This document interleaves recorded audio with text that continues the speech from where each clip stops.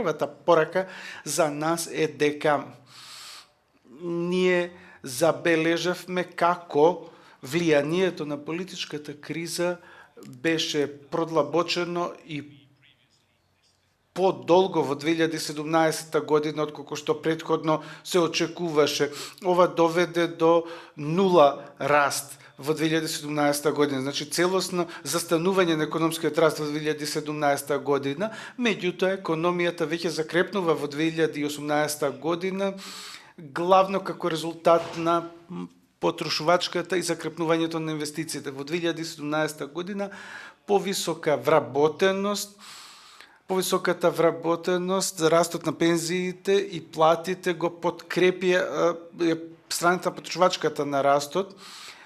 Меѓутоа, инвестициите, како јавни, така и приватни, навистина ги немаше. Фискалниот дефицит остана непроменет, што е важно. Меѓутоа, сакам да нагласам тука дека зголемените приходи беа анулирани од повисоките трошоци и тоа доведе до стабилен фискален дефицит.